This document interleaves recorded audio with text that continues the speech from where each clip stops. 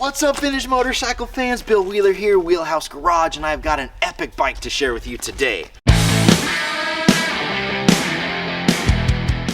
This, my friends, is a 1963 Triumph Tiger Cub, but it's the Scrambler version.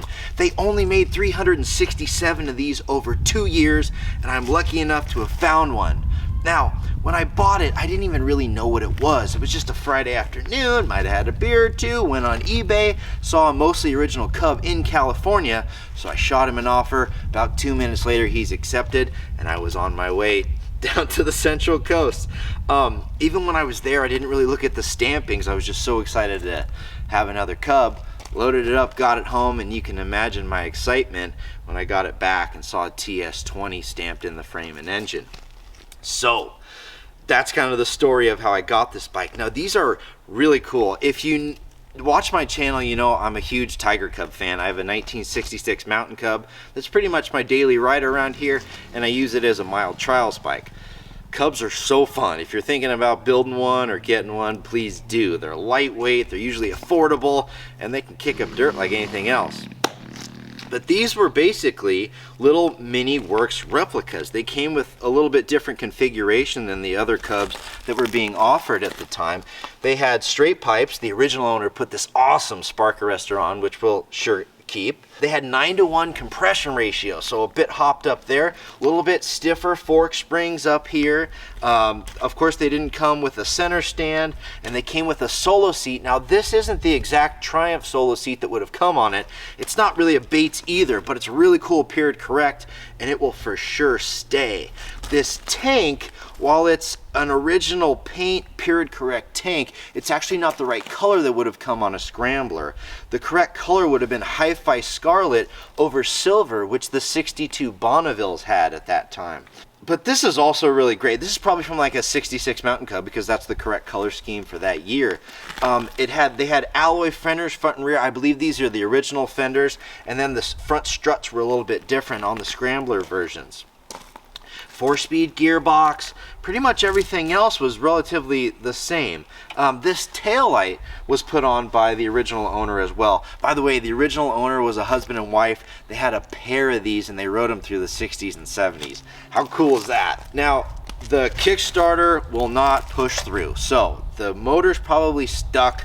It's probably got some rust in there, and also the gearbox does this weird thing where it kind of it's not doing it now, but sometimes it gets locked up and it'll drag the rear wheel.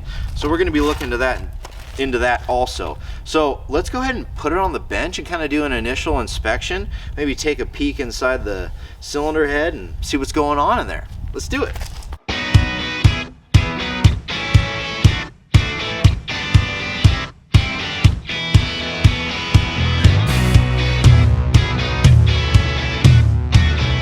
Alright, now that it's up on the bench, we can get a little bit closer look. I'm already finding cool stuff, like this. He's got a spare master link here hanging off of this wire.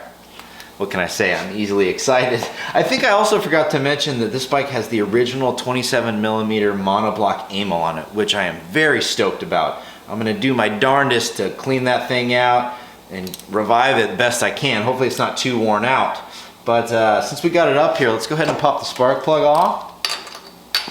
See what kind of situation we got going on in there. Now, this is probably a good time to mention I'm not some trained Triumph mechanic or anything like that. So keep that in mind as you're watching the revival videos on this bike. But all that said, I have rebuilt a Cub motor from scratch and I beat the heck out of it. It's still running, so I'm not a total dummy. Alright, so we got some corrosion on here. Might be a telltale sign of what we're about to see.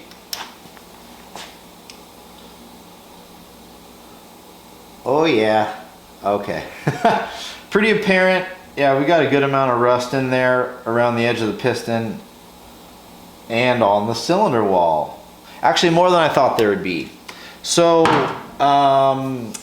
what I'm probably going to do now is work up a little potion of lubricant that I'll spray in there. I'll show you guys that and let it sit for a bit. But it's looking like I'm gonna probably pull this motor out, take it down. This bike's at least gonna get a new top end, maybe a whole rebuild, depending on what it looks like in there.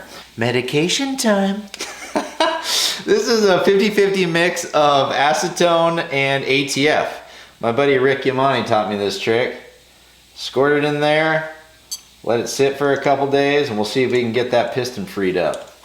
We'll of course keep the original patina on the outside of this bike, but I want it to run really mechanically well.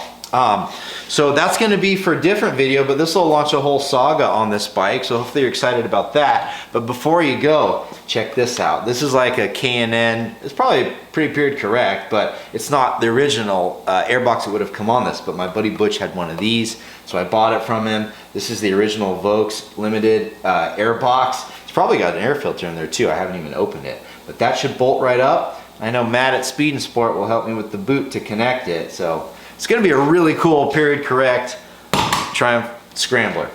Okay, if you're watching this when the day it comes out, I've been at Mecum all week, and that's, by the way, what next week's video is going to be about. So should be super fun, and I'm excited to work on this bike and show you guys everything along the way. So all that said, thank you so much for watching, thank you for subscribing, and I will see you next Saturday.